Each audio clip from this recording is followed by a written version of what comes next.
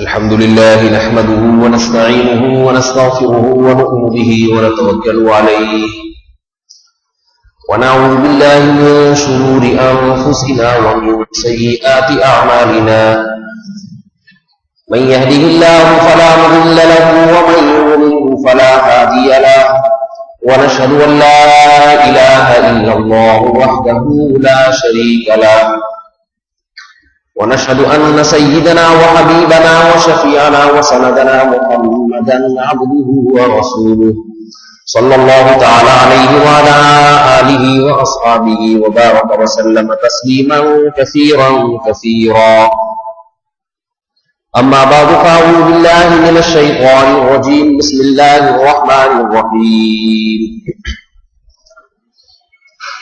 لقد من الله على المؤمنين إذ بعث فيهم رسولا من أنفسهم يتلو عليهم آياته ويزكيهم ويعلمهم الكتاب والحكمة وإن كانوا من قبل لفي ضلال مبين.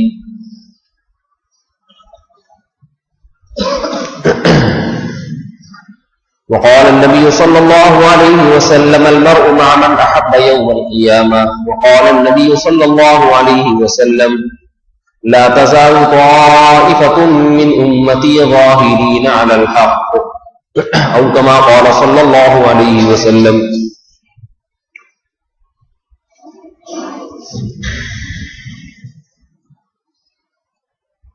قرآن مجید میں اور احادیث صحیحہ میں اللہ رب العزت نے اہل ایمان کو اہل اللہ کی صحبت، اہل اللہ سے محبت، اس کا بہت تاکید کے ساتھ حکم دیا ہے. آج ہمارے معاشرے میں اہل اللہ سے محبت، ان سے استفادہ، یہ عنصر معاشرے میں ختم ہوتا جا رہا ہے. رسول اللہ صلی اللہ علیہ وسلم نے قیامات کی جو علامات بتائی ہیں ان میں ایک علامت یہ بھی اعجاب کل ذی رأی رأیہ، ہر آدمی اپنی رائے کو سب سے بہتر سمجھے گا. کیا مطلب کہ کسی اللہ والے سے، کسی پڑھے لکھے سے اس کی تصدیق کروا لے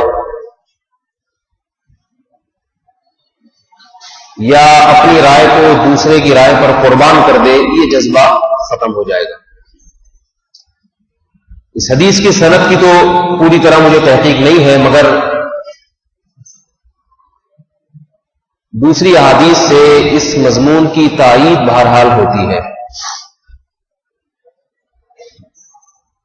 آج جو فرقواریت ہر جگہ پھیلتی نظر آ رہی ہے، فرقوں پہ فرقے، دھڑوں پہ دھڑے بنتے چلے جا رہے ہیں،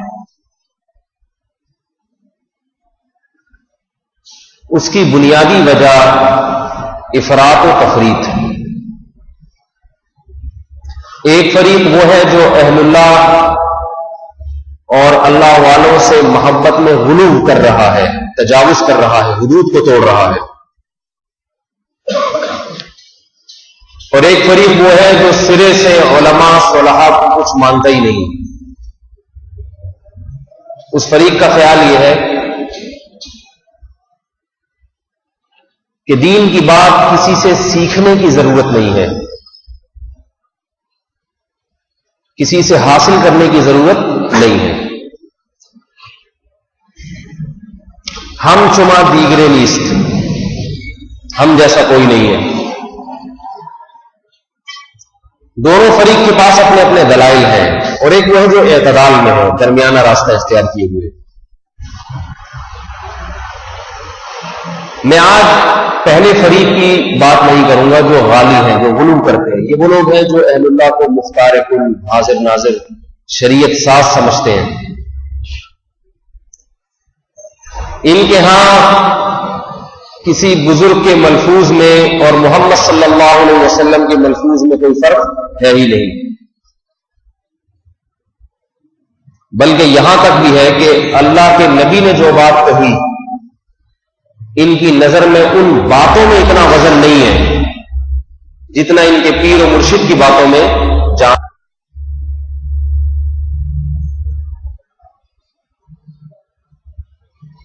ایک شخص کو خواب آیا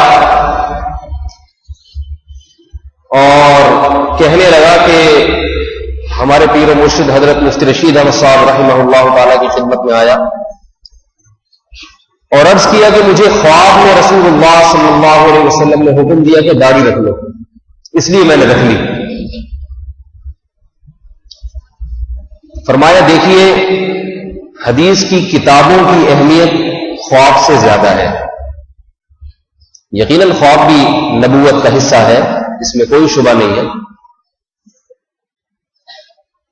لیکن ہمارے پاس جن سلسلوں سے احادیث پہنچی ہیں ان احادیث کی اہمیت خواب سے زیادہ ہے۔ خواب میں تعویل کی جا سکتی ہے، احادیث میں تعویل نہیں کی جا سکتی۔ اگر تعویل کریں گے تو کسی دوسری حدیث کی بنیاد پہ، پیغمبر صلی اللہ علیہ وسلم کی بات کو کسی امتی کی بات کی وجہ سے بدلا نہیں جا سکتا۔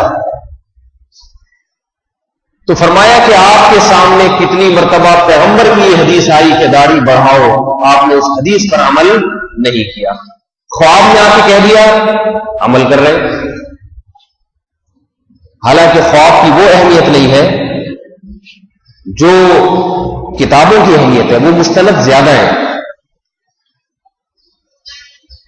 اگر کتابوں میں ایک مسئلہ کچھ اور لکھا ہوا ہے، مستند کتابیں ہیں، خواب میں اس کے خلاف تلقین کی جا رہی ہے تو خواب کو رد کر دیا جائے گا، اس مسئلے کو تبدیل نہیں کیا جائے۔ مثلا کتابوں میں جو احادیث کی صحیح کتابیں ہیں ان میں لکھا ہے رسول اللہ صلی اللہ علیہ وسلم نے مسلمان کو حکم دیا صلہ رحمی کا، رشتہ داری کو جوڑنے کا۔ ایک آدمی کہتا ہے کہ مجھے خواب آیا ہے، خواب میں یہ بتایا گیا ہے کہ میں اپنے فلاں بھائی کے ساتھ رشتہ داری کو ختم کر دوں، تو اس خواب پر عمل بولیے بھائی نہیں کیا جائے۔ خواب نبی علیہ السلام بھی خواب میں کیوں نہ آئے ہو؟ آپ کو یہ سوال ہوگا کہ اللہ کے نبی معاذ اللہ خواب میں کیا غلط تعلیمات دیں گے؟ کیا شریعت کے خلاف بات بھی کر سکتے ہیں؟ معاذ اللہ۔ اللہ کے نبی نے فرمایا من رآنی فی المنام فقد رآنی فإن الشیطان لا یتمثل بی۔ فرمایا جس نے خواب میں میری زیارت کی اس نے میری ہی زیارت کی، اس لیے کہ شیطان میری صورت اختیار نہیں کر سکتا۔ اس میں کوئی شک نہیں جس نے ان صفات پر محمد صلی اللہ علیہ وسلم کی زیارت کی جو حلیہ نبی علیہ الصلوۃ والسلام کا کتابوں میں لکھا ہوا ہے، تو اس نے یقیناً رسول اللہ صلی اللہ علیہ وسلم ہی کی زیارت کی۔ مگر خواب میں آپ علیہ الصلوۃ والسلام اگر کوئی بات کی تلقین فرمائیں تو اس بات کو آپ علیہ السلام کی جاگتی حالت میں جو بیانات ہیں اس پر پرکھا جائے گا۔ اگر اس کے مطابق ہے تو اس کو لے لیا جائے گا، اگر اس کے خلاف ہے تو اس کی تعبیر نکالی جائے گی، اس میں تعویل کی جائے گی۔ خوابوں کی تعبیریں ہوتی ہیں، بالکل متضاد مطلب ہو جاتے ہیں خواب کے۔ خواب میں ایک کام کے کرنے کا حکم دیا جا رہا ہے، بعض مرتبہ اس کا مطلب نہ کرنا ہوتا ہے۔ ایک ہی آدمی کو ایک خواب آتا ہے، اس کا مطلب کچھ اور، دوسرے آدمی کو وہ خواب آئے گا اس کا مطلب بالکل اس کے متضاد۔ ابن سیرین رحمہ اللہ تعالی خوابوں کی تعبیر کے بڑے ماہر تھے۔ بعض علماء کو اللہ یہ فن کرامت کے طور پہ عطا فرماتے ہیں، خوابوں کی تعبیر کا فن۔ بعض میں ایسی فراست اور ذہانت ہوتی ہے کہ وہ خواب کی حقیقت تک پہنچ جاتے ہیں. یہاں میں ایک درمیان میں ابن سیرین کا واقعہ سنانے سے پہلے یہ ایک بات عرض کروں، پھر مجھے یاد دلا دی کہ ابن سیرین کی بات چل رہی تھی، ورنہ میں کہیں اور نکل جاتا ہوں. خواب میں ہمارے پاس بھی لوگوں کے فون آتے ہیں یہ خواب کے بارے میں کہ خواب کی تعبیر بتا دیں، مجھے یہ آیا، مجھے یوں آیا. بعض لوگ انٹرنیٹ پہ ای میل بھیجتے ہیں، اپنا پورا 1 گھنٹے کا خواب لکھ کے بھیج دیتے ہیں اسے. میں تعبیر نہیں بتاتا. اس کی وجہ یہ ہے کہ خواب میں خواب دیکھنے والے کے حالات پر جب تک مکمل اطلاع نہ ہو، کس کنڈیشن میں اس نے یہ خواب دیکھا ہے، اس کی اپنی دینی دنیاوی حالات کیا ہیں، جب یہ خواب دیکھا اس کا گھریلو حالات کیا چل رہے تھے، ان تمام چیزوں کا تعبیر میں دخل ہوتا ہے. ایسا نہیں ہوتا کہ آپ کو سانپ نظر آ گیا تو اس کا یہ مطلب ہے، آپ کو چڑیل نظر آ گئی تو اس کا یہ مطلب ہے، گائے نظر آ گئی تو اس کا یہ مطلب ہے. ہر ایک کے حق میں لوگ کہتے ہیں مجھے یوں نظر آیا، تو بھائی ہر ایک کے حق میں مختلف مطلب نکل سکتے ہیں. اس لیے اس میں بہت احتیاط کی ضرورت ہوتی ہے. جب تک میں اس لیے کہتا ہوں بھائی فون کر کے پوچھو تعبیر. ان میں سب سے پہلا سوال میرا یہ ہوتا ہے بھائی معاشی لحاظ سے، گھریلو لحاظ سے پریشان تو نہیں ہے؟ کیونکہ پریشان آدمی کو اوٹ پٹانگ خواب آتے ہیں جس کا کوئی مطلب نہیں ہوتا. اس کو سانپ ہی آئیں گے، چڑیلیں ہی آئیں گی، جنات ہی آئیں گے. ایک خاتون کا فون آیا، مجھے 1 ہفتے سے خواب میں سانپ اور چھپکلیاں نظر آ رہی ہیں.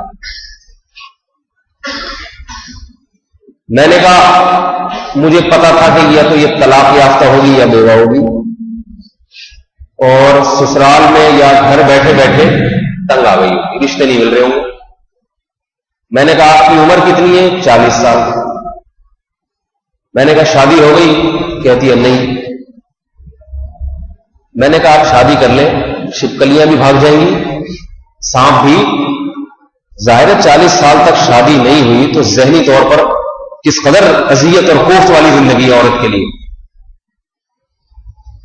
اب خامخواہ میں اس کی تعبیریں نکالی جائیں کہ چھپکلی کا مطلب دکھانی ہے اور سانپ کا مطلب نند ہے. تو ضرورت ہی نہیں. اعتدال کی حالت میں جو خواب آتا ہے وہ قابل تعبیر ہوا کرتا ہے. بعض لوگوں کو خواب آ جاتا ہے رات کو جنات نظر آ رہے ہیں، چڑیلیں بار بار مردے نظر آ رہے ہیں. میں فوراً تعبیر نہیں بتاتا. میں کہتا ہوں بھائی کوئی گھریلو پریشانی بتاتے نہیں، اللہ کا شکر ہے سیٹ. میں کہتا ہوں رات کو کھانا دیر سے تو نہیں کھایا تھا، اور واک کیے بغیر، ہضم کیے بغیر تو نہیں سو گئے؟ کہتے ہیں ہاں.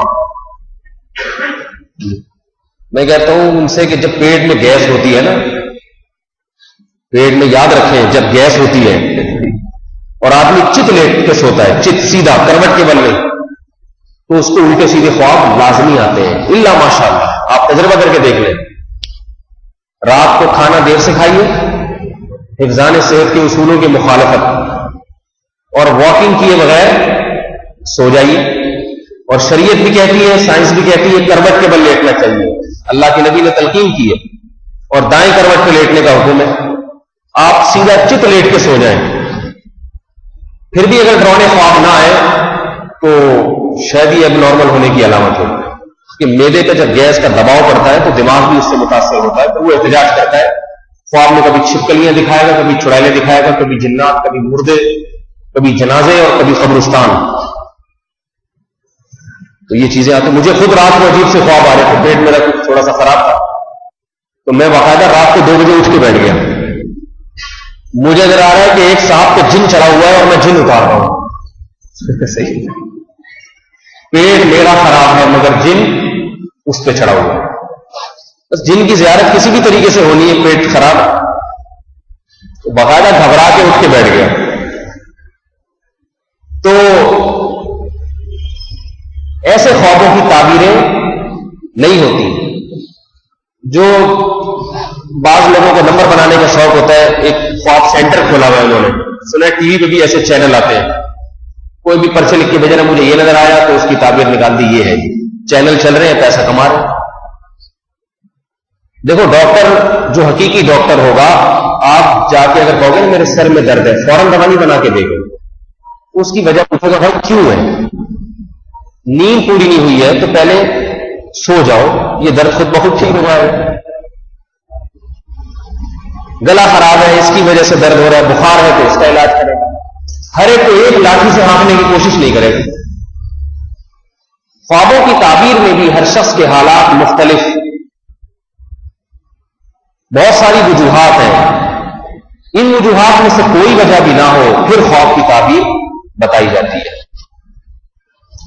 ایک آدمی روزانہ امریکہ جانے کی کوشش میں ہے، خواب میں اب وہ امریکہ گھوم رہا ہے، اس کی کوئی تعبیر نہیں ہے۔ اس کا مطلب ہے تم دماغ میں یہی لے کے جاگتے اور سوتے ہو تو پھر امریکہ ہی آئے گا خواب میں۔ اب ہمیں فون کرے کہ حضرت میں خواب میں امریکہ گھوم رہا تھا اور میں اسے تعبیر بتا دوں کہ آسٹریلیا کا ویزا تو انشاءاللہ آپ کو مل ہی جائے گا، یہ غلط تعبیر ہوگی، اس لیے کہ آپ نے اس خواب دیکھنے والے کے پورے حالات میں پوچھے، اس سے وہ شام یہی چیز دیکھ رہا ہے، یہی سوچ رہا ہے، یہی سوچ لے کے سوئے گا، خواب میں بھی یہی آئے گا۔ اس لیے میرے بھائی یہ جاہل لوگ جو ہوتے ہیں نا، جاہل لوگ، ان سے بچا کریں۔ ابن سیرین رحمت اللہ علیہ کے پاس ایک شخص آیا، کہا کہ میں نے خواب دیکھا ہے کہ میری چارپائی کے نیچے آگ جل رہی ہے۔ خواب کیا آیا اسے کہ میری چارپائی جہاں میں سو رہا ہوں اس کے نیچے آگ جل رہی ہے۔ ابن سیرین رحمہ اللہ تعالی نے تعبیر یہ بتائی کہ تمہارے مکان کی چھت گرنے والی ہے، اپنا سامان یہاں سے باہر نکال لو۔ اس نے نکالا سامان اور چھت گر گئی۔ چند مہینوں کے بعد ایک اور شخص آیا، اس نے حضرت سے عرض کیا کہ حضرت میں نے خواب دیکھا کہ میری چارپائی کے نیچے آگ جل رہی ہے۔ فرمایا کھودو، اس کے نیچے کوئی خزانہ دفن ہے، کچھ دفن ہے تمہارے چارپائی کے نیچے، جگہ کو کھود کے دیکھو۔ کھودا تو خزانہ نکلا۔ کسی نے پوچھا حضرت 6 مہینے پہلے ایک آدمی آیا، یہی خواب اس نے بتایا، اس کی چھت گرا دیا آپ نے، 6 مہینے بعد جو آ رہا ہے اس کے خزانہ نکل گیا، یہ کیا ماجرا ہے؟ فرمایا پہلا آدمی جس نے خواب دیکھا تھا، شدید گرمی کے موسم میں آگ دیکھی تھی، اس کو جو آگ نظر آئی تھی، شدید گرمی میں آگ، یہ عذاب کی علامت ہے، رحمت کی علامت نہیں ہے۔ مجھے اندازہ ہوا کہ اس کے ساتھ الٹا معاملہ ہونے والا ہے۔ اور دوسرے کے جو خواب آئے وہ شدید سردیوں میں آگ دیکھی ہے۔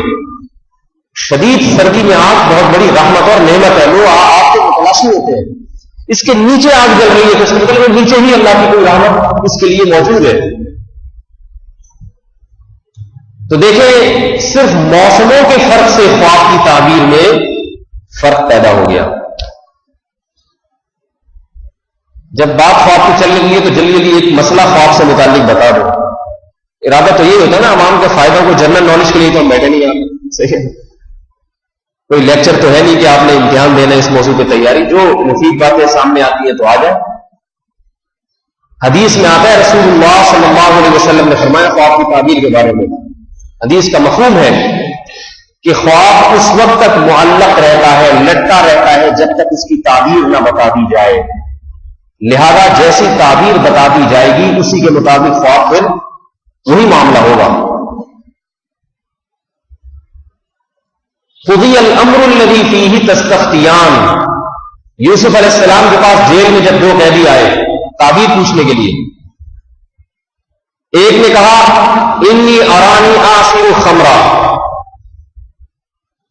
اے یوسف میں خواب دیکھتا ہوں کہ میں شراب نچوڑ رہا ہوں۔ دوسرے نے کہا کہ میں خواب دیکھتا ہوں کہ میرے سر پہ روٹیوں کا ٹوکرا رکھا ہے اور پرندے اس ٹوکرے سے اٹھا کے لے جاتے ہیں، آپ ہمیں اس خواب کی تعبیر بتائیے۔ یوسف علیہ السلام نے فرمایا کہ جو شراب نچوڑ رہا ہے اس کو رہائی ملنے والی ہے اور وہ بادشاہ کے لیے اسی طرح شراب نچوڑ کے اس کو پلایا کرے گا جیسے پہلے پلایا کرتا تھا. اور جس کے سر پہ روٹیوں کا ٹوکرا رکھا تھا یسلبو اسے سولی پہ لٹکایا جائے گا. فتأکل الطیر من راسہ اور پرندے اس کے سر کو نوچ نوچ کے اس کی لاش میں کھائیں گے. آگے فرمایا قضی الامر الذی فیہ تستفتیان تم نے مجھ سے خواب کی جو تعبیر پوچھی ہے اب یقیناً ایسا ہو کر رہے گا. ایک پیغمبر نے تعبیر بتائی ہے تو جو تعبیر بتا دی اب وہ ہوگی لازم. لہذا اس حدیث سے ایک اصول معلوم ہوتا ہے کہ خواب کی تعبیر ہمیشہ اپنے کسی خیر خواہ سے پوچھنی چاہیے جو صحیح اچھی تعبیر کوشش کرے کہ اچھی تعبیر بتاؤ. جس کو حسد ہوگا آپ سے بغض ہے نفرت ہے وہ اچھے خواب کا بھی الٹا مطلب بیان کرے گا. کہے گا وہی یار تمہاری حرکتیں میں تو پہلے ہی کہتا تھا بندے ہی صحیح نہیں ہوتی. آپ خواب میں دودھ جلیبی بھی اگر کھا رہے ہوں گے نا تو کہہ گے یہ وہی حرکتیں ہیں جو سانپ بن کے جلیبی کی شکل میں آ گئی. الٹا مطلب نکالیں گے کیونکہ جس کو عقیدت ہوتی ہے وہ ہر الٹی بات کو بھی صحیح تعبیر کرتا ہے اور جس کو آپ سے دشمنی ہے وہ آپ کے ہر اچھے کام کو ہر اچھے خواب کو بھی اس کا الٹا مطلب نکالے. وہ جلیبیوں کو بھی لپٹا ہوا سانپ سے تعبیر کرے گا. تو اس کا بڑا دخل ہوتا ہے کہ خواب کی تعبیر کسی ایلے میلے سے نہ پوچھی جائے کسی ماہر سے پوچھی جائے اور ماہر بھی جو خیر خواہ ہو جس میں صلاح کا عنصر زیادہ ہو. اب بات کہاں سے چل رہی تھی جو میں نے شروع کی تھی جو موضوع جی نہیں وہ تو میں نے مکمل کر دیا.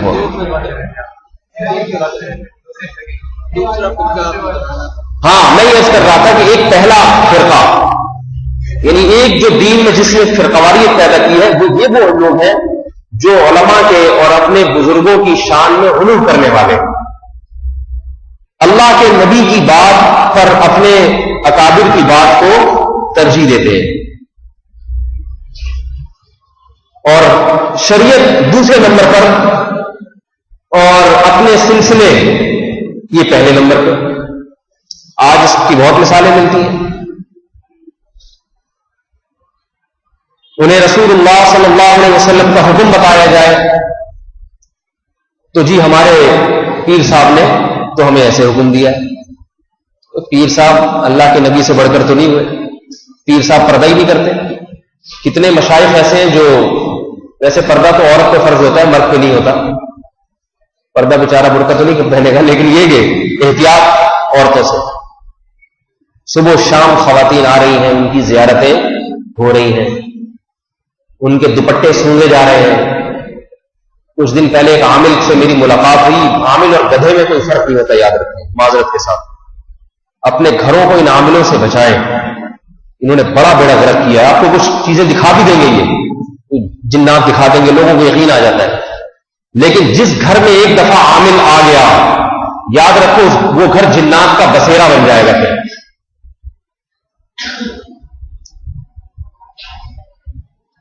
ایک عامل صاحب ملے کچھ دن پہلے اچھے بنے دیندار نیک پرہیزگار آدمی. مجھے نہیں پتا تھا کہ عامل بن گئے. اچھے خاصے صحیح آدمی تھے. تو ان کی آنکھوں سے مجھے اندازہ ہوا کہ ان کی سیٹنگ تھوڑی سی آؤٹ ہوئی ہوئی ہے. کچھ آج کل عملیات کر رہے ہیں. تو کسی نے ان سے کہا کہ حضرت کے بارے میں بتائیں کہ حضرت پہ کچھ ہے یا نہیں ہے. میں نے اس سے کہا اللہ کا شکر ہے مجھ پہ کچھ نہیں ہے. تو وہ تصویر نکال کے نا آنکھوں سے یوں کر کے سوچنے لگے کچھ کرنے لگے کہ حضرت پہ دیکھتا ہوں. میں بیٹھا ہوا تھا. میں نے ان سے کہا کہ آپ اپنا عمل کر لیں لیکن ایک بات آپ کو پیشگی بتا دوں میں. اگر نہیں ہے نا مجھ پہ آپ اگر یہ کہتے ہیں کہ ہے تو میں یقین نہیں کروں گا. مجھ پہ اللہ کا شکر ہے کچھ بھی نہیں ہے. اور آپ کو میں اللہ کی رحمت پہ نظر رکھتے ہوئے اپنی ذات پہ نہیں اللہ کی رحمت پہ اللہ پہ توکل کرتے ہوئے یہ چیلنج دیتا ہوں کہ آپ کے جتنے عملیات ہیں جتنے جادو ٹونے اور چلے اور کیا کیا ہے آپ سارے میدان میں اتار کے اپنے ساتھ اپنے سمیت جتنے عاملین ہیں سب کو ملا کے مجھے کچھ بھی کر کے دکھا دیں انشاءاللہ، کچھ بھی کر دیں، کوئی جن چاہ کے دکھا دیں آپ مجھے تو میں آپ کو مان جاؤں گا، اور آپ کو یہ چیلنج آپ کریں پلیز، تو وہ یوں کر کے نا تھوڑا سا سیٹنگ پہ آ گئے. پہلے تو نظریں گھما رہے تھے، لگ رہا تھا کچھ ہونے والا ہے. اس کے بعد جب میں نے یہ دھمکی دی اللہ پہ نظر رکھے تو ایک دم سیٹنگ پہ آ گئے. صحیح ہے نا. پھر مجھے کہنے لگے کہ میں نے ان سے کہا جب ان کا دماغ کو میں نے دیکھا نا خراب ہو رہا ہے، آنکھوں سے پتا چل رہا تھا یہ اچھا بنا شریف آدمی کے دھندوں میں لگ گیا. میں نے کہا دیکھو یہ دھندے چھوڑ دیں، ان سے آپ کا دماغی توازن خراب ہو جائے گا. تو کہنے لگے نہیں عملیات نہیں، ہمیں پتہ نہیں ایک سلسلہ شاذلیہ سے یہ چیزیں ہبا اور عطا ہوئی ہے. سلسلہ پتہ نہیں یہ سلسلہ کہاں سے کس کو عطا ہوا ہے، پہلے تو اس کی تحقیق ہونی چاہیے.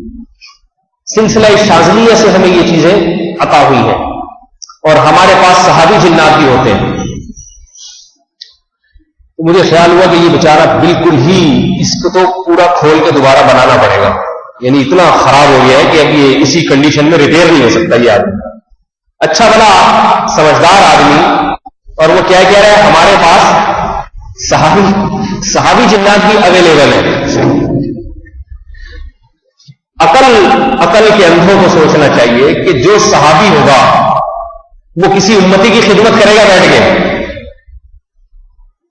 اور اس قسم کے فضول لوگوں کے پاس وہ زیارت کے لیے حاضر ہوگا. اور دنیا احمقوں کی دنیا جو ہے نا، احمق لوگ وہ عقیدت میں ہاتھ پاؤں چوم رہے کہ حضرت ہمارے گھر بھی تشریف لائیں، پھونک مار کے چلے جائیں، آپ کے پاس صحابی جنات ہیں. صحابی جنات پہلی بات تو یہ کہ جو صحابی جنات ہوتے ہیں نا وہ جہاد کرتے ہیں. صحابہ نے سب نے جہاد کیا ہے، جھاڑ پھونک کا کام صحابہ نے کیا ہے. ضرور ہے کوئی بیمار ہو تو پھونک لگا دی اس کو فاتحہ پڑھ کے، باقاعدہ جھاڑ پھونک کو کسی صحابی نے پیشہ نہیں بنایا. دوسری بات میں نے کہا کہ اگر صحابی جنات ہیں تو آپ لوگوں کی زیارت کر کے آپ تابعی بن گئے اور ہم تبع تابعین میں ہمارا شمار ہو. ہم سب سے پہلے اپنے مقتدیوں کو بتائیں گے کہ آپ کے امام صاحب اب تبع تابعین میں کی فہرست میں داخل ہو چکے ہیں. صحیح ہے. تو یہ ان عاملوں کا اچھے بڑے سمجھدار آدمی ان کی کھوپڑی خراب ہو گئی. تو ایک فرقہ تو وہ جو غلو کرتا ہے اور کہیں سے بھی کچھ مل گیا تو اس کو اللہ رسول سے بڑھ کر قرار دے دیا، شریعت بعد میں اور اپنے پیر و مرشد پہلے. حضرت رشید احمد گنگوہی رحمہ اللہ تعالی بڑے اللہ والے بزرگ بھی تھے اور علم میں بڑے مضبوط اور پختہ. انہوں نے اصلاحی تعلق قائم کیا تھا حضرت حاجی امداد اللہ مہاجر مکی رحمہ اللہ تعالی سے. حاجی امداد اللہ مہاجر مکی رحمۃ اللہ علیہ نے انہیں اللہ اللہ کرنا سکھایا. حاجی امداد اللہ مہاجر مکی رحمۃ اللہ علیہ فرماتے ہیں کہ میں ہندوستان میں آیا دو شخصیتوں کو گھیرنے کے لیے کہ ان دو پہ محنت کی جائے، اللہ ان سے بڑا کام لے گا. ان دو میں ایک حضرت رشید احمد گنگوہی رحمۃ اللہ علیہ تھے، لیکن حاجی امداد اللہ مہاجر مکی رحمۃ اللہ علیہ کے پاس علم ایسا نہیں تھا جیسا حضرت گنگوہی کے پاس علم تھا. علم میں پختگی اور مضبوطی یہ حضرت گنگوہی رحمۃ اللہ علیہ کے پاس تھی. حضرت گنگوہی بیٹھ ہوئے حضرت حاجی امداد اللہ مہاجر مکی رحمۃ اللہ علیہ کے ہاتھ پہ اور اصلاحی تعلق قائم کیا، ان سے اللہ اللہ کرنا سیکھا. بہت ادب بہت احترام کیا کرتے تھے اپنے شیخ کا. ایک مرتبہ حاجی امداد اللہ ایک مرتبہ حضرت گنگوہی نے لوگوں کو مسئلہ بتایا شریعت کا. کسی نے پرچی لکھ کے دی کہ آپ کے پیر و مرشد آپ کے شیخ وہ تو اس کے خلاف فتویٰ دیتے ہیں، وہ تو اس کے خلاف مسئلہ بتاتے ہیں، اور پرچی بھجوائی. حضرت گنگوہی نے اس پرچی کو پھاڑا اور فرمایا ہمارے شیخ سے کہو کہ مسائل ہم سے پوچھا کریں، کیونکہ علم اللہ نے مسائل کا علم اللہ نے ہم کو دیا ہے، یہ ہم ان سے نہیں پوچھیں گے. مسئلہ اس سے پوچھا جاتا ہے جسے شریعت کا علم ہو، جسے علم ہے وہ مسئلہ بتانے کا اہل ہے. تو آپ دیکھیے کس قدر دین پہ مضبوطی. ایک طرف پیر و مرشد، دوسری طرف ان کی پرچی کو پھاڑ دیا. فرمایا ہم نے ان سے تعلق جو کیا ہے اپنی اصلاح کے لیے، اپنے نفس کی اصلاح کے لیے. مسئلہ بتانا ہمارا کام ہے، ان کا کام نہیں. آج کسی کو اول تو پیر و مرشد ہے ہی نہیں کسی کا کوئی. ہر آدمی آزاد شتر بے لگام اونٹ نہیں ہوتا. ہر آدمی کہہ رہے جو میری سوچ، جو مجھے سمجھ میں آ رہا ہے بس میں ویسے ہی چلوں گا. اور بنا لے تو ایسا بناتے ہیں کہ یہ عقیدہ رکھ لیتے ہیں کہ اس سے کوئی غلطی کبھی ہو ہی نہیں سکتی. حالانکہ انبیاء کے سوا دنیا میں کوئی معصوم نہیں ہے. عبداللہ ابن عباس رضی اللہ تعالی عنہ سے کسی نے کہا، عبداللہ بن عباس نے مسئلہ بتایا اور حدیث کا حوالہ پیش کیا. کسی نے بتایا کہ ابو بکر تو اس کے خلاف کہتے ہیں، یا کسی اور صحابی کا نام لیا. تو حضرت عبداللہ بن عباس نے رسول اللہ صلی اللہ علیہ وسلم کی قبر کی طرف اشارہ کر کے فرمایا اس صاحب قبر کے سوا دنیا میں کوئی بھی ایسا نہیں ہے جس کی سب باتوں کو لیا جائے اور کسی بات کو بھی ترک نہ کیا جائے. یہ صرف نبی علیہ الصلوۃ والسلام کی شان ہے کہ آپ کی تمام باتوں کو لیا جائے گا اور آپ علیہ الصلوۃ والسلام کی کسی بات کو ترک نہیں کیا جائے گا. نبی کے بعد 1400 سال میں کوئی ایسا امتی پیدا نہیں ہوا، نہ ابو بکر، نہ عمر، نہ عثمان، نہ علی، نہ حضرت معاویہ، نہ حسن حسین، نہ کوئی اور صحابی، نہ عبداللہ بن مسعود، نہ عبداللہ بن عباس، نہ زبیر بن عوام، نہ عبداللہ بن عمر، نہ عبداللہ بن عباس. کوئی صحابی نہیں، نہ ابو حنیفہ، نہ شافعی، نہ امام مالک، نہ امام احمد بن حنبل، نہ کوئی اور بزرگ ایسا دنیا میں پیدا ہوا ہے جس کی باتوں کے بارے میں ہمارا یقین ہو کہ ہر بات ان کی زبان سے صحیح نکلی ہے، ان سے غلطی کبھی نہیں ہوئی. ایسا ہمارا عقیدہ صرف اور صرف کس کے بارے میں ہے؟ بولو بھائی، محمد صلی اللہ علیہ وسلم کے بارے میں. امام ابو حنیفہ رحمہ اللہ تعالی فرماتے ہیں اذا صح الحدیث فهو مذهبی اذا وجدتم قولی، جب تم میرے کسی قول کو حدیث کے خلاف پاؤ، فضربوه علی الجدار، تو میرے اس قول کو دیوار پہ دے مارو. لہذا یہ عقیدہ اپنے اکابر کے بارے میں رکھنا کہ ان سے کبھی غلطی نہیں ہو سکتی اور ان کی زبان سے نکلی ہوئی ہر بات درست ہے، یہ عقیدہ رسالت اور نبوت میں شرک ہے. ایک شرک اللہ کے ساتھ ہوتا ہے، ایک شرک رسول کے ساتھ ہوتا ہے. کسی میں وہ صفات جو صرف اللہ کے پیغمبر کی خصوصیت ہے، اور اللہ کے پیغمبر سے بھی یاد رکھیں خطا کا امکان تھا، مگر جب خطا ہوئی اللہ نے فوراً اس کی اصلاح فرما دی تاکہ امت اس خطا پہ باقی نہ رہے.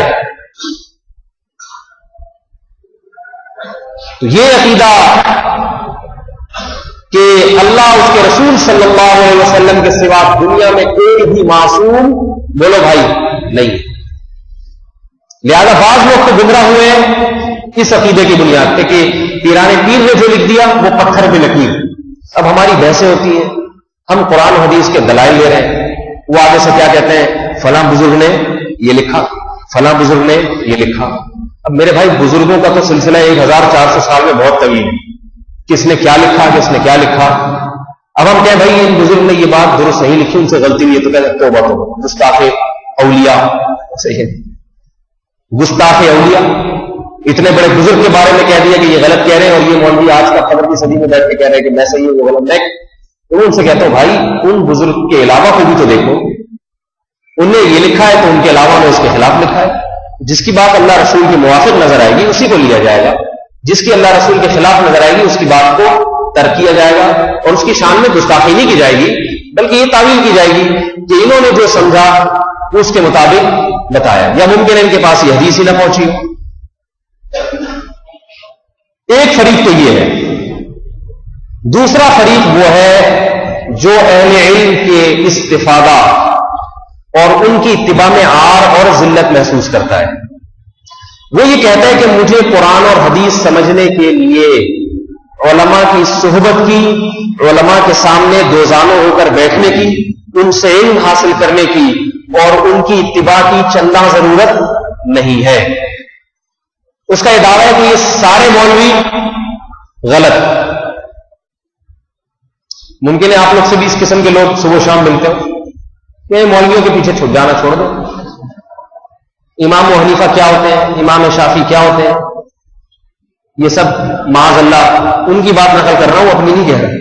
بعض لوگ مجھے کہتے ہیں آپ نے یہ کہا ہے, میں نے نہیں کہا بھائی, میں نے تو نقل کیا ہے. تو میں نے جو قرآن مجید کی آیات تلاوت کی ہے وہ اس کی نفی کر رہی ہے. عامی آدمی کے لیے, عامی آدمی پر جسے قرآن اور حدیث پر بھرپور دسترس نہ ہو, اسے اللہ تعالیٰ نے علماء کی اتباع کا حکم دیا ہے. بعض چیزیں تو قرآن و حدیث میں بہت واضح ہیں, ان میں کسی کی تقلید نہیں ہے, ان میں کسی کی اتباع نہیں ہے, وہ ہر ایک کو علم ہے. اسلام میں کتنی نمازیں ہیں بتائیے؟ 5 نمازیں ساری دنیا جانتی ہے. اسلام میں رمضان میں روزوں کا حکم ہے یا نہیں ہے؟ ان میں کسی کی تقلید نہیں. یہ اتنا واضح مسئلہ ہے جس کو قرآن نے بہت ہی وضاحت کے ساتھ کھول کے بیان کیا. شہر رمضان الذی انزل فیہ القرآن, فرمایا فمن شہد منکم الشہر فلیصم, جو بھی اس مہینے کو پائے اسے چاہیے کہ اس مہینے میں روزے رکھے. لیکن یاد رکھیے اس سے آگے بھی سلسلے ہیں. جب آپ مزید آگے گہرائی میں جائیں گے تو فروعی مسائل کا ایک بہت بڑا دروازہ کھلے گا آپ کے سامنے. یہ چیز جائز ہے یا ناجائز, یہ حلال ہے یا حرام.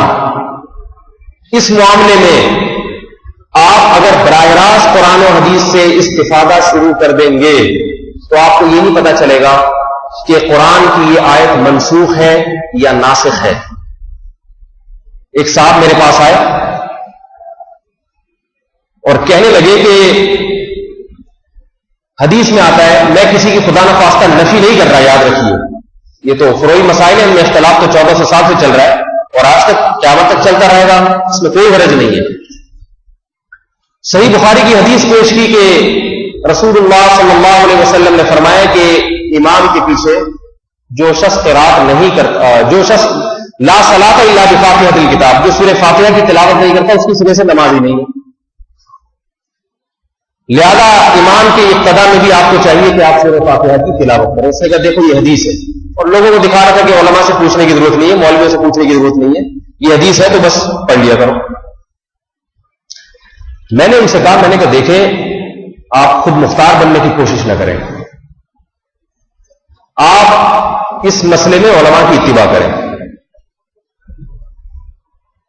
کیونکہ یہ مسائل کے بعد ہے, اس میں آپ مار کھا جائیں گے, شکست کھا جائیں گے. پیچیدہ مسائل نہیں جی, آپ کو آتا ہی کچھ نہیں, ٹہلا رہے ہیں, ٹٹھا رہے ہیں. میں نے ان سے کہا کہ اچھا پھر قرآن میں آتا ہے اذا قرئ القرآن فاستمعوا له وانصتوا, جب قرآن کی تلاوت کی جائے تو غور سے سنو, خاموش رہو. اس کا کیا جواب ہے آپ کے پاس؟ کہہ رہے حدیث میں تو آتا ہے نا فاتحہ پڑھو. میں نے کہا قرآن کہہ رہے کہ چپ رہو. کیا میں آپ کے سامنے حدیث پیش کر رہا ہوں؟ تو میں نے کہا میں کیا پیش کر رہا ہوں, میں قرآن پیش کر رہا ہوں. کہہ رہے اس کا یہ مطلب نہیں ہے جو آپ بتا رہے ہیں. میں نے کہا پھر اس حدیث کا وہ مطلب نہیں ہے جو آپ بتا رہے ہیں. کہہ رہے نہیں آپ حدیث میں تعویل کر رہے ہیں. تو میں نے کہا پھر آپ قرآن میں تعویل کر رہے ہیں. یہ تو علم کی حالت ہوتی ہے, علم کی حالت. 4 باتوں کے بعد ہوا نکلنا شروع ہو جاتی ہے, اور دعویٰ یہ ہے کہ میں کسی عالم کی اتباع. دیکھو دونوں مذاہب ہیں. امام شافعی رحمۃ اللہ علیہ کا مذہب یہی ہے کہ امام کے پیچھے فاتحہ پڑھی جائے.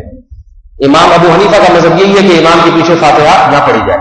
ہم عوام سے کہتے ہیں کہ آپ براہ راست ان مسائل میں الجھنے کی کوشش نہ کریں, کیونکہ قرآن مجید سے مسائل کا استنباط یہ آسان کام نہیں ہے. یہ جو قرآن کی آیت ہے نا وَلَقَدْ يَسَّرْنَا الْقُرْآنَ لِلذِّكْرِ, ہم نے قرآن کو آسان کر دیا ہے. اس میں بتایا ہے کہ مسائل کے لیے آسان نہیں, کہ ذکری نصیحت حاصل کرنے کے لیے آسان کیا ہے. مسائل کے بارے میں قرآن میں دوسری آیت ہے وَأَنزَلْنَا إِلَيْكَ الذِّكْرَ, اے نبی ہم نے آپ کی طرف نصیحت کو نازل کیا, قرآن کو نازل کیا. لِتُبَيِّنَ لِلنَّاسِ, آپ کھول کھول کے لوگوں کے سامنے بیان کریں کہ ان کی طرف کیا نازل ہوا ہے. اور اتنا بھی کافی نہیں ہے, وَلَعَلَّهُمْ يَتَفَكَّرُونَ, اس کے بعد ان کو بھی غور و فکر اور تدبر سے کام لینا پڑے گا. اور تدبر ہمیشہ وہی کرتے ہیں جو تدبر اور فکر کے اہل ہوتے ہیں.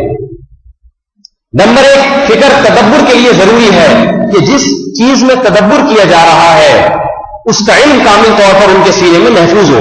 تدبر کریں گے قرآن اور حدیث میں، قرآن اور حدیث کا مکمل علم ان کے پاس ہونا چاہیے. دوسری چیز، علم کے ساتھ ساتھ وہ دماغی صلاحیت استنباط کی صلاحیت کہ کس طرح سے مسئلے کو قرآن و حدیث سے استنباط کیا جاتا ہے، یہ صلاحیت ہونا ضروری ہے. دونوں میں سے ایک چیز بھی اگر، بلکہ ایک تیسری شرط بھی ہے، تقویٰ اور للہیت، اللہ کا خوف. ان تینوں چیزوں میں سے ایک چیز بھی اگر نہیں ہوگی تو پھر یہ آدمی تفکر اور تدبر کا اہل ہی نہیں ہے. دیکھو ڈاکٹروں کے سامنے جب کوئی میڈیکل میں نیا مسئلہ آتا ہے، کوئی نئی بیماری آتی ہے، تو غور و فکر کرتے ہیں نا. کس میں غور و فکر کریں گے؟ کتابوں میں دیکھیں گے، تحقیقات دیکھیں گے. تو یہ ڈاکٹر بھی کریں گے، عامی آدمی نہیں کرتا. اس لیے کہ جس چیز میں تحقیق کی جا رہی ہے اس کا علم ان کے پاس ہے، میرے اور آپ کے پاس نہیں ہے.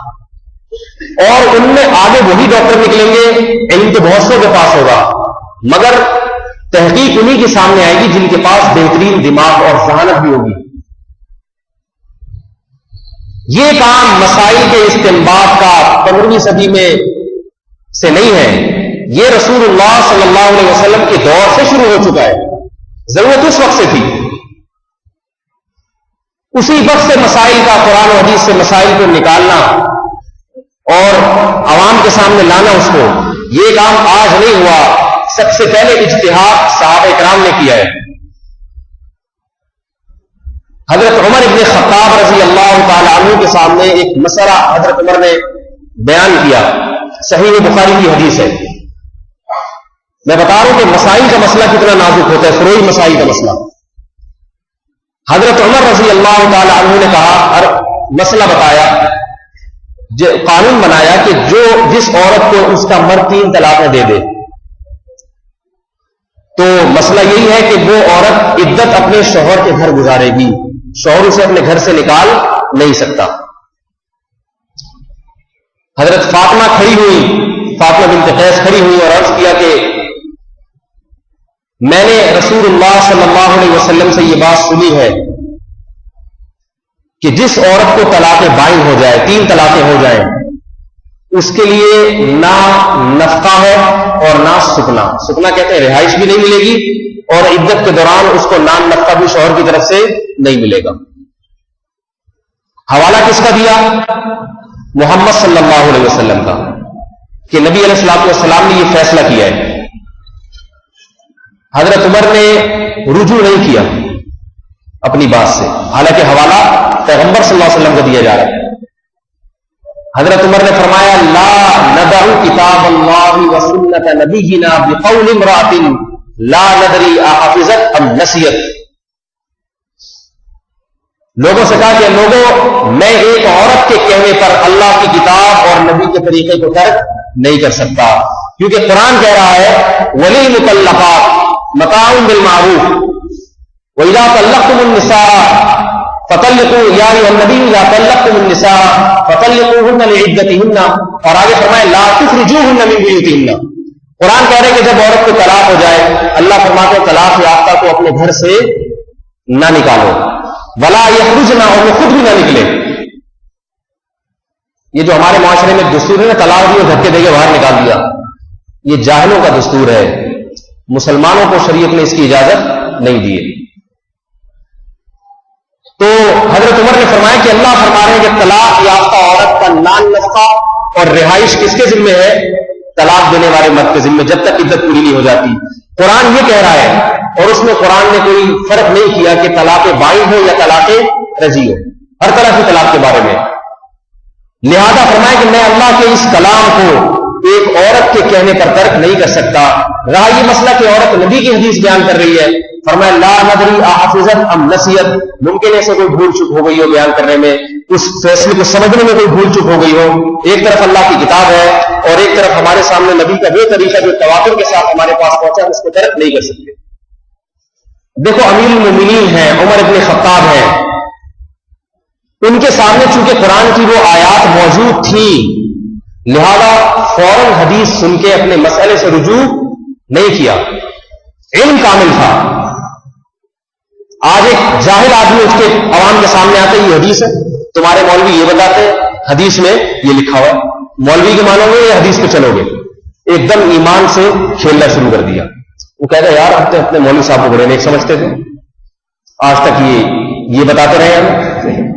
اور مولوی کی بات بھی ہوتی تو چلو مولوی تو 15ویں صدی کے ہم جیسے ہی ہوں گے. یہ زد صرف مولوی صاحب پہ نہیں پڑ رہی ہوتی, بلکہ اسلاف کے ایک طویل سلسلے پر زد پڑ رہی ہوتی ہے کہ معاذ اللہ سارے بیوقوف تھے جتنے پیدا ہوئے. یہ وہ جاہلانہ رویہ ہے جو فرقواریت کی بنیاد کا سبب بنتا ہے. آپ نے جب قوم کو اسلاف کے راستے سے اور علماء کے راستے سے ہٹا دیا اور قرآن و حدیث اس کے ہاتھ میں تھما کے آپ نے کہا کہ اب آپ خود اس میں سے نکال کے جو سمجھ میں آئے کرتے رہو, تو اس سے فرقے بنتے چلے جاتے ہیں. ایک بچپن کی بات ہے میری, ایک صاحب آئے میرے پاس اور کہنے لگے تم امام ابو حنیفہ کے مذہب پہ کیوں چلتے ہو؟ میں نے ان سے کہا پہلی بات تو یہ کہ امام ابو حنیفہ کے بارے میں میرا یہ نظریہ نہیں ہے کہ وہ اللہ کے نبی تھے, یا ان سے کوئی غلطی نہیں ہو سکتی, قطعاً نہیں ہے. میں نے کہا امام ابو حنیفہ رحمۃ اللہ نے ایک تحقیق کی ہے مسائل کی, اس پہ کام کیا ہے, اور ایسا کام کیا ہے کہ امت کے بہت بڑے طبقے بلکہ 99.99% امت نے ان پر اعتماد کیا ہے. امام شافعی رحمۃ اللہ علیہ کی تحقیقات پر اس امت نے اعتماد کیا ہے. میں نے کہا کہ ان کے مسائل میں اگر کہیں اونچ نیچ تھی تو بعد میں ان کے جو شاگرد پیدا ہوئے انہوں نے پھر امام ابو حنیفہ کے قول کے خلاف فتویٰ دے دیا. مثال کے طور پر امام ابو حنیفہ کے پاس بعض دفعہ کوئی حدیث نہیں پہنچی تھی, صاحبین جو امام ابو حنیفہ کے شاگرد ہیں ان کے پاس جب پہنچی تو انہوں نے امام ابو حنیفہ کے قول کے خلاف فتویٰ دے دیا, اور آج ہمارا اسی پر عمل ہے. ایک اس کی مثال دیتا ہوں آپ کو. امام ابو حنیفہ رحمۃ اللہ علیہ کا قول یہ ہے کہ جب بارش نہ ہو رہی ہو, قحط پڑ جائے, تو نماز استسقاء الگ سے اس کا کوئی وجود تصور نہیں ہے. سمجھ میں آ رہی ہے بات؟ یہ جب نماز استسقاء پڑھتے ہیں نا میدان میں نکل کے, اب تو چھوڑ دی لوگوں نے, پہلے ایسا ہوتا تھا بارش نہیں ہو رہی ہے, قحط پڑ رہا ہے, تو لوگ نکلتے تھے اور میدان میں جا کے خطبہ بھی ہوتا, دعا بھی ہوتی. امام ابو حنیفہ رحمۃ اللہ علیہ کا جو قول کتابوں میں نقل ہے وہ یہ ہے کہ نماز استسقاء نہیں, بلکہ وہ قرآن کی آیت پیش کرتے ہیں یا قوم استغفروا ربکم انہ کان غفارا یرسل السماء علیکم مدرارا. نبی علیہ السلام نے اپنی قوم سے کہا میری قوم گناہوں سے توبہ کرو, اللہ آسمان سے بارش برسائے گا. فرماتے ہیں ہر آدمی اپنے اپنے طور پر اللہ سے توبہ کرے, گناہوں کی بارش خود ہی نازل ہو جائے گی, الگ سے نماز کی ضرورت نہیں ہے. لیکن کیا اس پر عمل ہوتا ہے؟ کیا ہمارے علماء نماز استسقاء کو سنت نہیں سمجھتے؟ حالانکہ حنفی ہیں, حالانکہ امام ابو حنیفہ کے متبعین میں شامل ہیں, پھر بھی نماز استسقاء پڑھتے ہیں. کیوں؟ اس لیے کہ جب صاحبین کے پاس یہ حدیث پہنچی انہوں نے اس بات کو اختیار کیا کہ نہیں, اللہ کے نبی صلی اللہ علیہ وسلم باقاعدہ میدان میں نکل کے آپ علیہ السلام نے 2 رکعتیں پڑھی ہیں, لہذا آج فتویٰ کس پر دیا جاتا ہے؟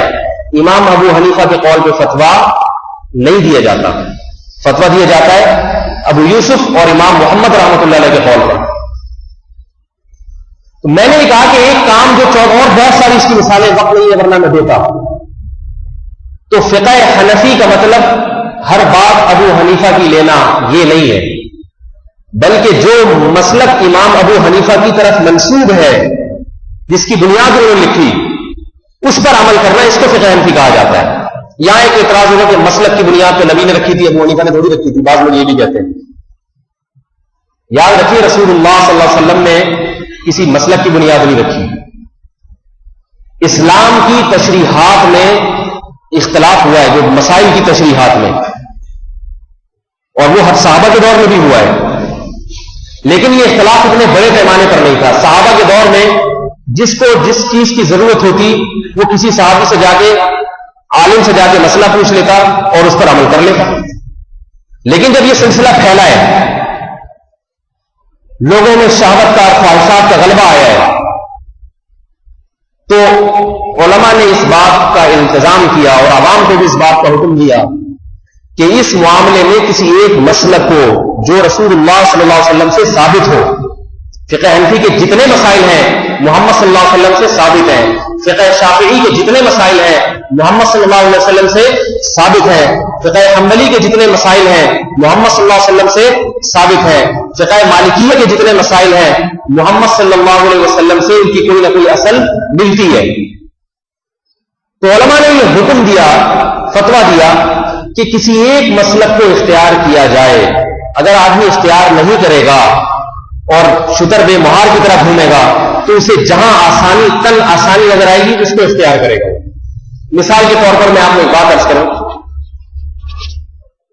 امام ابو حنیفہ رحمۃ اللہ علیہ کا مذہب ہے کہ خون نکلنے سے وضو ٹوٹ جاتا ہے یا نہیں؟ خون نکل کے اگر بہہ جائے وضو ٹوٹ جاتا ہے۔ اس کے ان کے پاس اپنے دلائل ہیں۔ ابو داؤد کی حدیث ہے، صحابی آئیں، اللہ کے نبی سے عرض کیا، یا رسول اللہ، جو ایام کا خون آتا ہے خواتین کو، آپ نے ان استحاضہ لیکیوریا کا مرض تھا، ان کو مسلسل خون آتا تھا، آپ علیہ السلام نے فرمایا یہ حیض کا خون نہیں ہے، انما ہی دم عرق، یہ ایک رگ ہے جس کا خون بہ رہا ہے، لہذا اس سے تم پر صرف حدیث کا مفہوم بتا رہا ہوں، توضئی لکل صلاۃ، ہر نماز کے لیے وضو کر لیا کرو۔ وہ استدلال کیا، پتہ چلا کہ خون جب جسم کے باہر نکل جائے گا، جسم سے باہر آ جائے گا، تو وضو کیا ہو جائے گی؟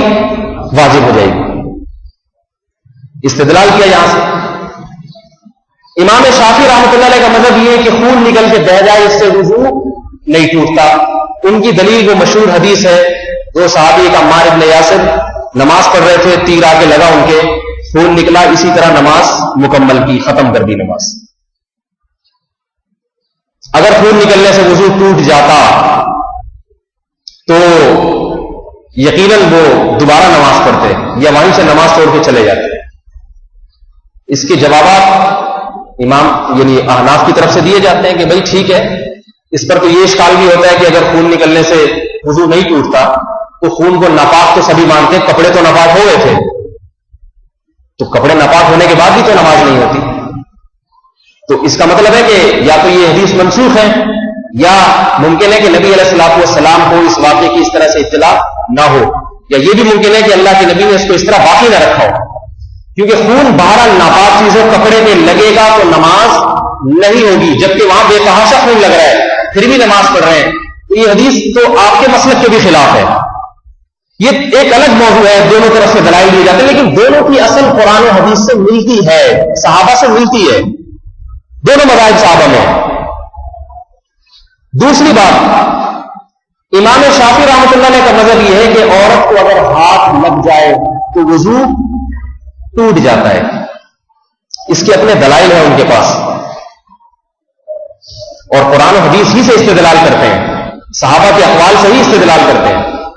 امام ابو حنیفہ کا مذہب، بلکہ وہ قرآن سے کیا استدلال کرتے ہیں؟ قرآن کہتے ہیں اولا مسجد النساء، اے ایمان والو اگر تم نے عورت کو چھوا ہے تو پھر تم پر وضو واجب، پانی نہیں ہے، فتیمموا صعیدا طیبا، تو تیمم کرو۔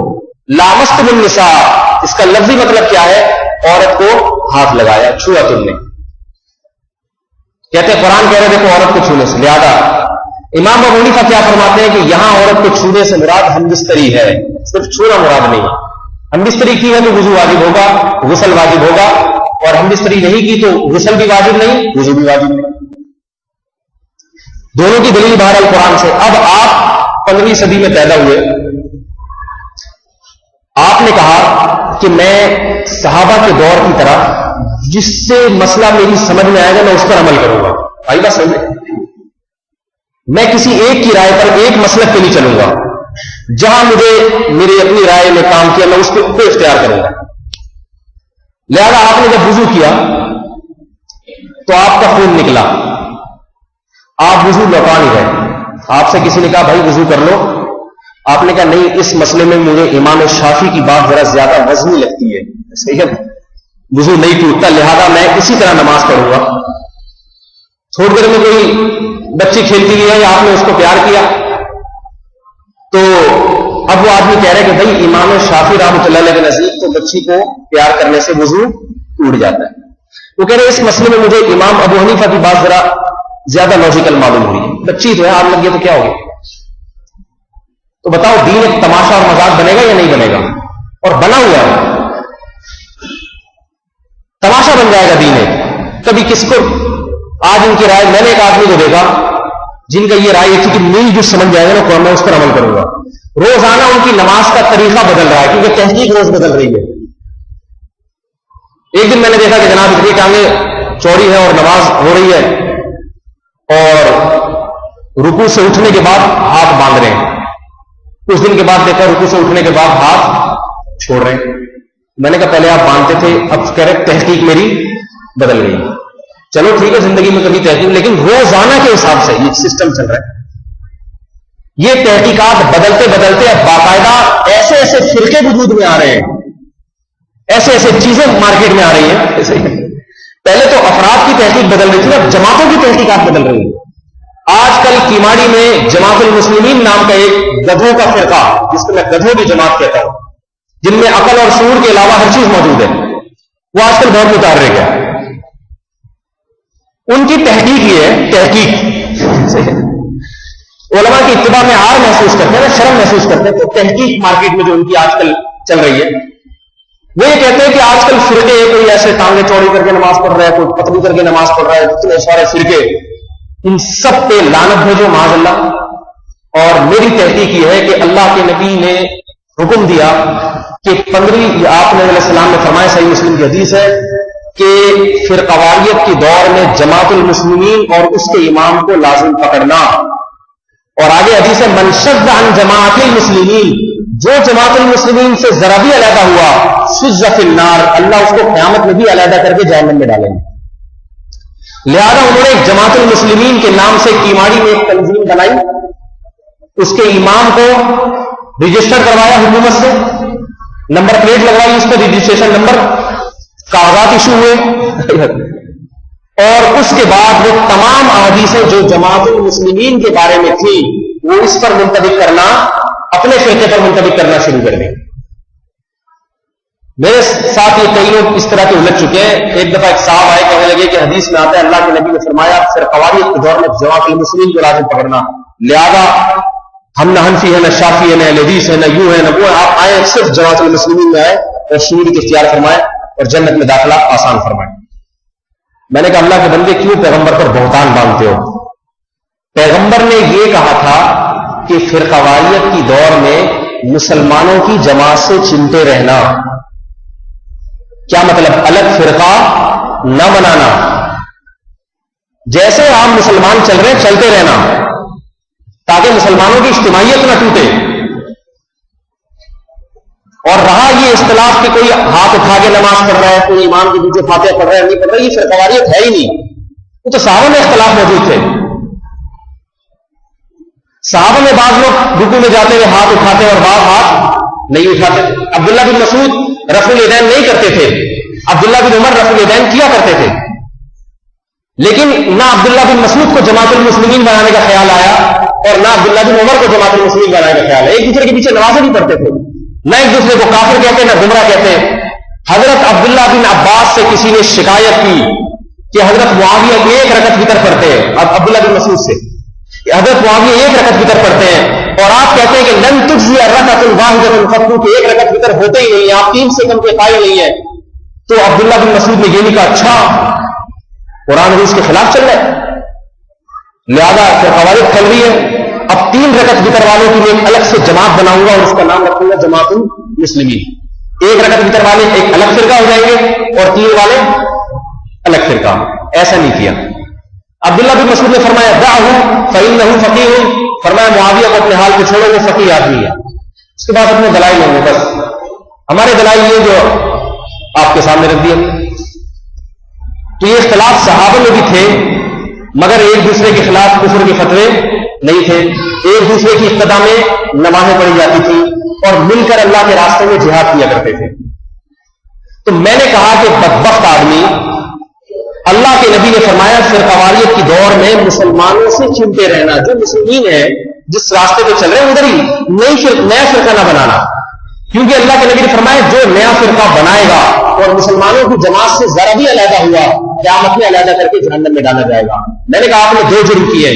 نمبر 1, 15ویں صدی میں ایک الگ فرقہ بنایا, اور دوسری بات اس جہنمیوں کی جماعت کو نام دے دیا جماعت المسلمین کا. فرقہ فرقہ ہی ہوتا ہے، اس پہ کتنا اچھا لیبل کیوں نہ لگا دیا جائے.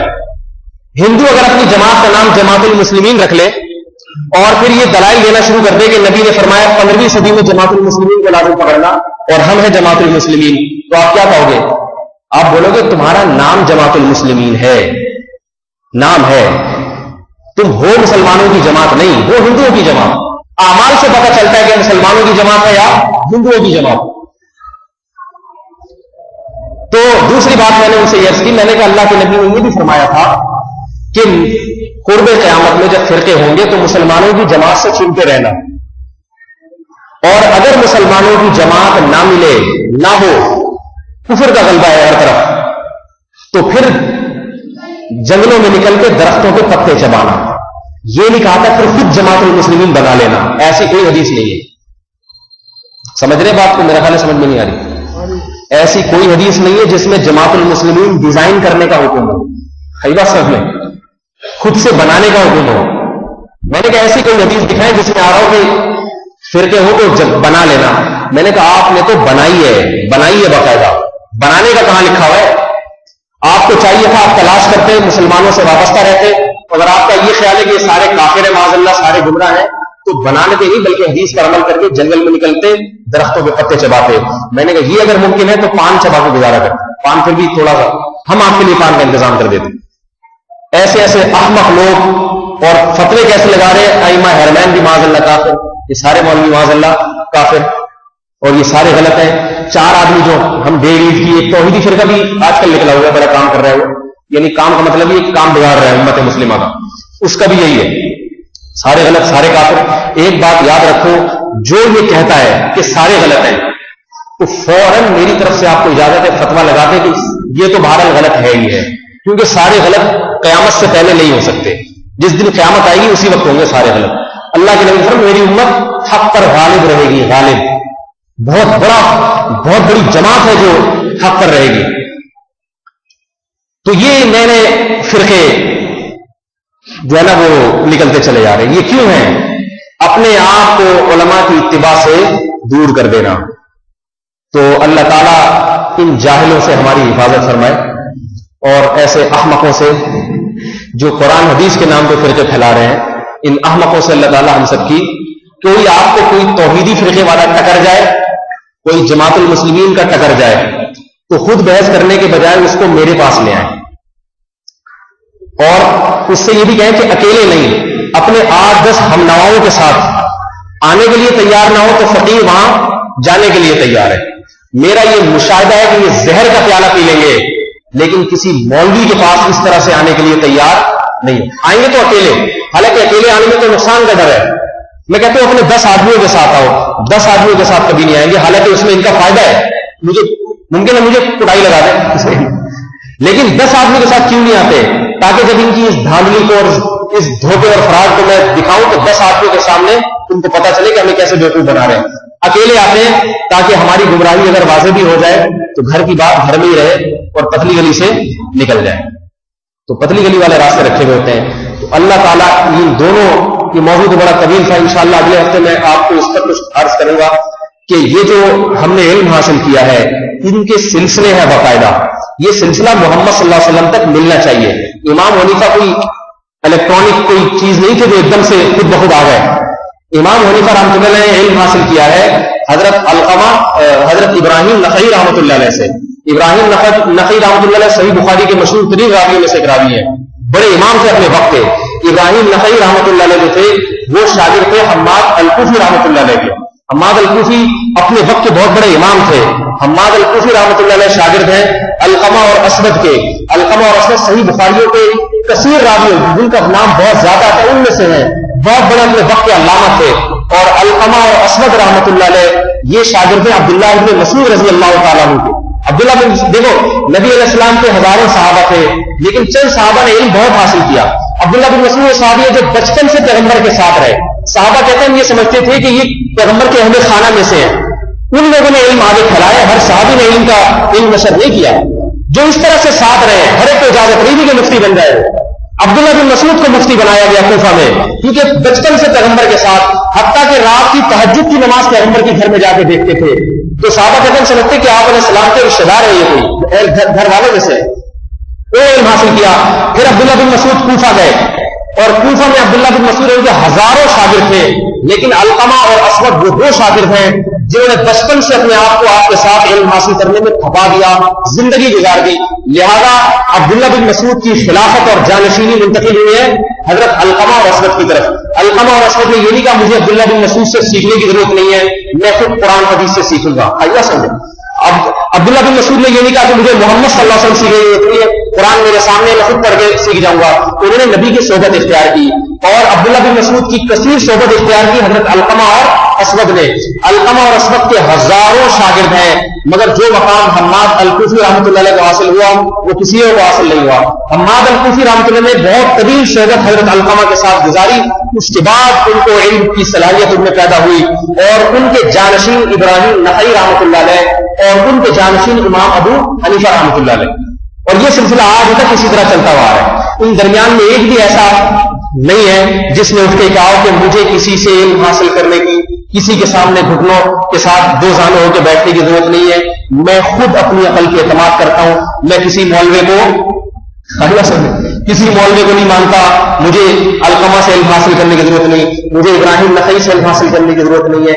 ایسا کوئی نہیں گزرا کہ یہ سارے غلط ہیں، میں ہوں تو نہ پہلے تھا نہ آج ایسا ہو سکتا ہے۔ اگر آپ کو علم حاصل کرنا ہے، عالم بننا ہے، تو اہل حق علماء کے سامنے دو زانو ہو کے بیٹھنا پڑے گا، اور 2-4 دن نہیں، طویل عرصے تک آپ کو ان کی صحبت اختیار کرنی پڑے گی۔ اس کے بعد آپ اس بات کے اہل ہوں گے کہ آپ یہ کہہ سکیں کہ قرآن و حدیث میں میری یہ تحقیق ہے۔ اس سے پہلے اگر آپ نے کہا کہ میری رائے یہ ہے، تو آپ کی رائے کو اٹھا کے دیوار پہ پھینک دیا جائے گا۔ ایک آدمی حکیم نہیں ہے، ڈاکٹر نہیں ہے، کلینک کھول کے بیٹھ جائے اور کہے کہ میری رائے یہ ہے کہ اس گولی سے یہ فائدہ ہوگا، لوگ کہتے ہیں تو ہے کون جو تیری رائے کا اعتبار ہو؟ کوئی اس کو بھنگی کہے گا، کوئی اس کو چرسی کہے گا۔